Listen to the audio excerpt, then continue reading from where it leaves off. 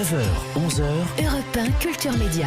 Philippe Vandel. Et c'est l'heure, Philippe, de l'info média du jour. Il a passé plus de 133 jours confiné à Wuhan, la ville chinoise où a débuté la pandémie de Covid-19. Avec Gaël Caron, son caméraman, ils ont vécu une aventure unique.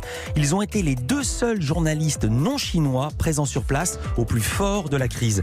Après plus de 4 mois de confinement, Arnaud Miguet, correspondant de France Télé en Chine, a enfin pu quitter Wuhan. Comment a-t-il vécu cette période, professionnellement et personnellement? Nous sommes en direct de Shanghai où il est 15h23. Bonjour Arnaud Miguet.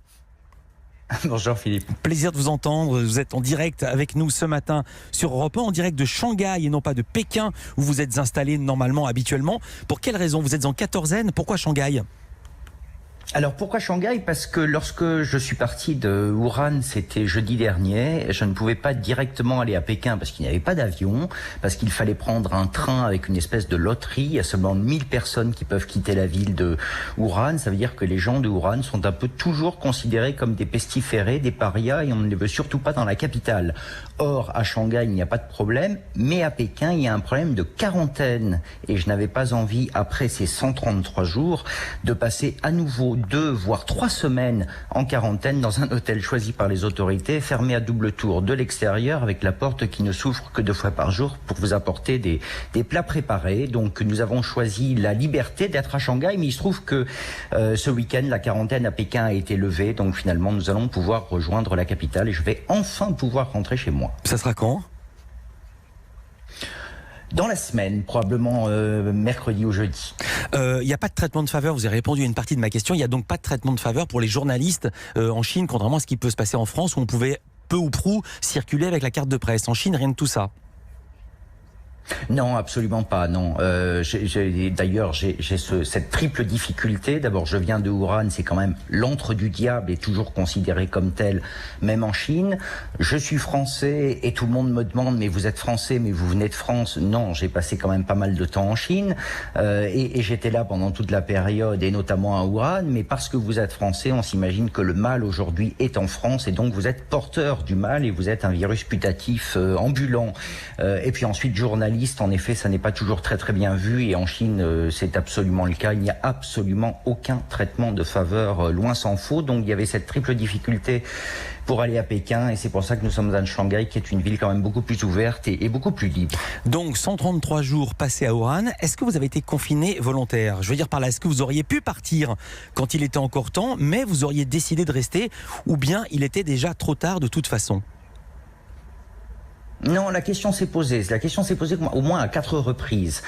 Nous sommes arrivés le 22 janvier à Wuhan pour faire des reportages et pour faire un 20h. Le 20h étant à 3h du matin, heure chinoise. Et nous étions en train de travailler quand tout d'un coup j'ai vu les alertes sur mon téléphone disant que la ville allait être confinée, la ville allait être coupée du monde à partir du 23 janvier à 10h du matin, ce qui était quelque chose sans précédent.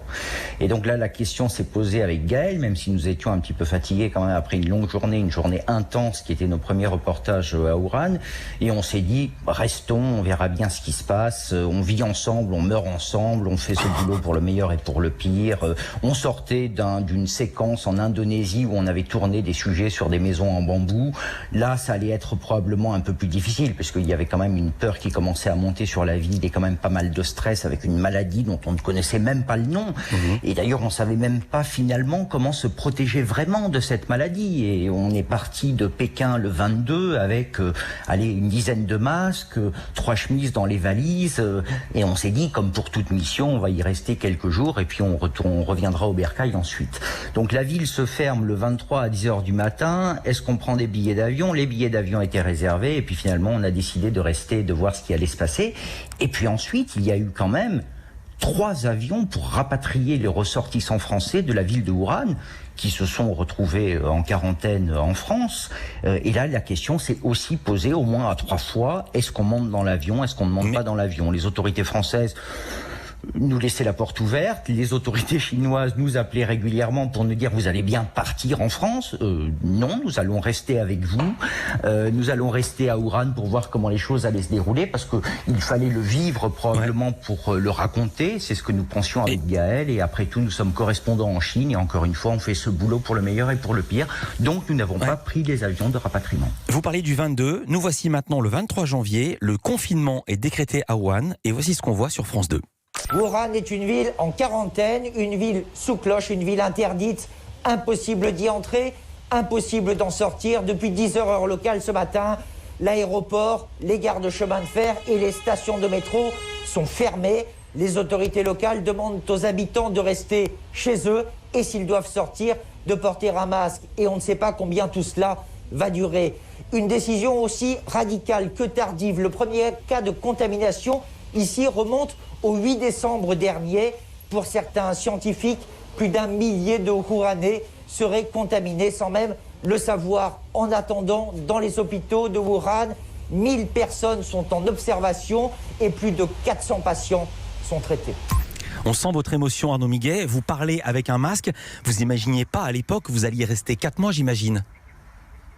Ah non, certainement pas. En même temps, si c'était à refaire, je le referais sûrement, mais ce fut une longue traversée du temps. 4 mois, non, c'était inimaginable. C'était absolument inimaginable. Mais en même temps, je pense que c'était important de le faire. Et en effet, à l'époque, nous n'étions pas les seuls, mais nous avons fini par être les seuls journalistes occidentaux. Et je pense que c'est aussi pour ça qu'il était important de rester. Le dernier des Mohicans, il est avec nous en direct sur Europe 1. Vous restez avec nous, Arnaud Miguet, parce que vous allez nous raconter comment se sont passés ces 133 jours. 9h, 11h, Europe 1 Culture Média. Philippe Vandel. Il a passé 133 jours à Wuhan, la ville chinoise où le coronavirus a fait son apparition. Arnaud Miguet, journaliste et correspondant de France Télévisions, revient dans Culture Média sur cette longue période au cœur de la crise, Philippe. Je l'ai dit, vous étiez non seulement les seuls journalistes français, mais les seuls journalistes non chinois, parce qu'au départ, il y avait des journalistes de l'agence France-Presse, des Américains, mais ils ont été renvoyés chez eux par les autorités chinoises. Quelle était l'ambiance à Wuhan à ce moment-là, alors qu'on ne connaissait pas encore bien le virus ? L'ambiance, c'est un climat de peur qui régnait sur la ville et on savait pas très bien comment appréhender tout ça, comment il fallait se protéger. Tout simplement, le premier jour ou le deuxième jour, on est allé au fameux marché aux animaux sauvages, d'où serait venu le virus. Enfin, la doctrine a changé depuis, la propagande aussi. Mais tout d'un coup, il y a quelqu'un qui me demande, alors que nous portions nos masques, quelqu'un me demande, mais vous n'avez pas de lunettes de protection ? Et nous n'avions pas pensé à ça. Et c'est vrai qu'en Chine, au départ, on part d'une feuille blanche. On ne sait pas ce que c'est que cette maladie. D'ailleurs, quand nous y sommes, elle n'a pas encore de nom, ce fameux nom de Covid-19. Donc on ne savait pas trop quoi faire. On savait qu'il fallait être prudent, on savait qu'il fallait être protégé. Je pense que le masque nous a en effet protégés, même si c'est aussi une mesure d'altruisme. On se lavait les mains régulièrement, on faisait attention et on sortait. Alors on allait se frotter un petit peu aux portes des hôpitaux, mais tout doucement et à pas de chat, parce qu'on ne savait pas très bien, encore une fois, ce qui allait se passer. Et puis interviewer les gens, les gens, a priori, au début, les gens s'écartaient de vous lorsque vous les approchiez. Comme les gens ne vous regardaient pas, comme si le virus se transmettait par le regard. Et vous aviez peur? On ne savait pas tout ça au départ. Pardonnez-moi, Arnaud Miguet, vous aviez peur avec eux, ou vous manifestiez une certaine distance, voire distanciation? Comme disait Sartre, qui n'a pas peur n'est pas un homme. On avait quand même un petit peu peur. Moi, j'avais peur. J'avais peur parce qu'il y avait des contrôles de température absolument partout. Votre température était contrôlée 10 fois. Je n'avais plus aucune intimité de ce côté-là. On vous mettait un pistolet sur la tempe pour vous prendre votre température. Au départ, avec des thermomètres qui ne marchaient pas, mais là n'était pas la question. Et lorsque le thermomètre ne marchait pas et que votre température indiquait 32, vous ne posiez pas de questions à la personne qui vous l'avait prise. Il fallait passer son chemin de toute façon. Mais moi, j'étais parti avec de la fièvre en plus, donc j'avais quand même un petit peu peur d'être rattrapé par la patrouille, peur d'attraper le Covid-19 bien sûr, mais peur qu'il nous arrive quelque chose, parce que s'il nous arrivait quelque chose, on aurait été amené dans un hôpital, et tous ces hôpitaux à Wuhan étaient dédiés au Covid-19 déjà, et c'était en quelque sorte des cliniques clinique de la fièvre, c'était le vrai moyen d'attraper la maladie, c'était d'aller dans un hôpital. Donc au départ, on faisait quand même attention et on gardait une certaine distance avec les gens, mais les gens gardaient une distance d'eux-mêmes, de toute façon. Avec Gaël Caron, votre caméraman Arnaud Miguet, vous avez longtemps été les 2 seuls clients d'un hôtel jusqu'au 26e jour d'isolement. Nous-mêmes, confinés dans cet hôtel, nous pouvons mettre les pieds dehors, mais toutes nos allées et venues doivent être signalées aux autorités et inscrites sur les registres. Nous étions les seuls clients de cet endroit, mais l'hôtel a été réquisitionné hier pour accueillir médecins et infirmières, des renforts qui y logent. Combien de temps cette situation pesante peut durer ici à Ouran ? Nul ne le sait. Dans quelles conditions ensuite avez-vous travaillé pendant ces 4 mois ? Je voyais les sujets aux 20h ou aux 13h de France 2 aussi sur la 3. On vous voyait parfois dans différents points de la ville. Comment avez-vous réussi à circuler, sachant que c'était officiellement interdit ? Alors on nous laissait faire, même si en effet on marquait systématiquement nos allées et venues sur un registre qui était transmis aux autorités, au ministère des Affaires étrangères. On mettait les heures, on mettait qui on allait voir. Parfois on mentait un peu, et le plus difficile au départ était de trouver un chauffeur, était de trouver un taxi, était de trouver un moyen de locomotion et quelqu'un de suffisamment courageux pour nous amener dans la ville. Et combien de fois les premiers jours, les taxis, les volontaires m'ont dit « Ah non, finalement je reste chez moi parce que ma femme ne veut pas que je sorte ou je pense que c'est trop dangereux donc je ne sortirai pas ».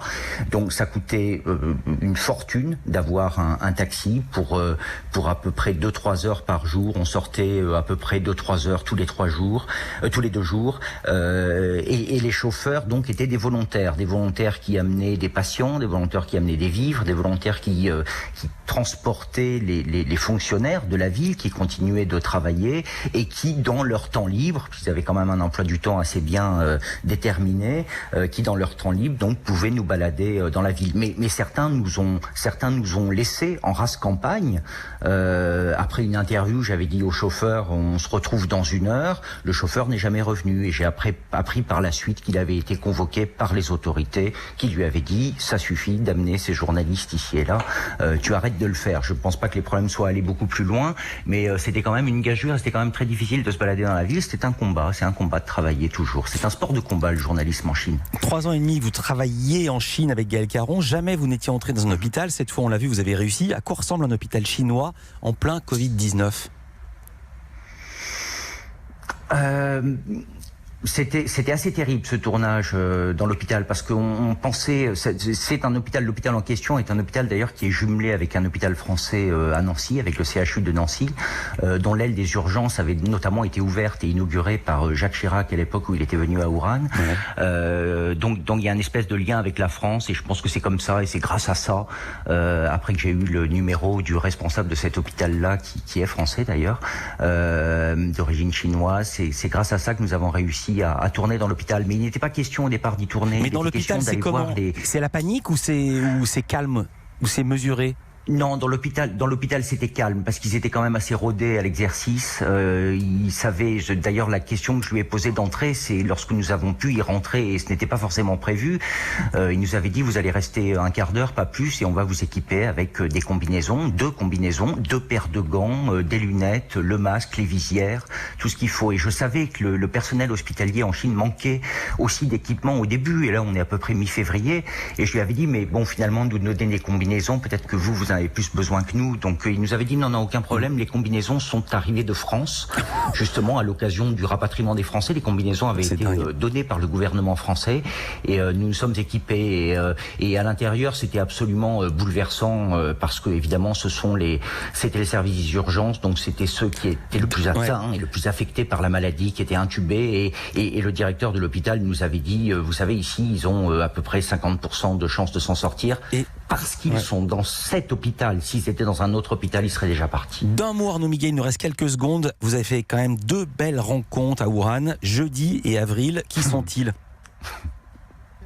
Alors, jeudi, c'est la petite chatte qui est arrivée à un jeudi, donc à l'époque où nous étions, c'est Robinson Crusoe dans des îlots d'acier et de verre, et elle est venue à moi, tout simplement, et j'étais en train, je crois que j'étais en train de faire un plateau, et elle m'a sauté sur le dos, et depuis nous ne sommes pas quittés, nous faisons des tours tous les soirs, dans Ouran, tous les deux, elle me suivait, et je l'ai évidemment nourrie. J'imagine, Quant à Avril, c'est le petit chien qui est arrivé au mois d'avril, qui était aussi un chien abandonné, ou un chien qui a été jeté, vous savez, il y a des tas d'animaux qui ont été été jetés par les fenêtres ou abandonnés au début de cette crise lorsqu'on pensait qu'ils étaient porteurs du Covid-19 et qu'ils pouvaient être dangereux. Donc ce sont 2 petites victimes du Covid-19 que j'irai chercher lorsque je pourrai rentrer à Pékin et que je ramènerai avec moi. Merci beaucoup Arnaud Biguet d'avoir été avec nous en direct de Shanghai. Vous êtes le correspondant de France Télévisions en Chine et on salue évidemment votre binôme, le caméraman Gaël Caron, et puis Jeudi et Avril qui vont pas tarder à avoir la carte de presse. Merci.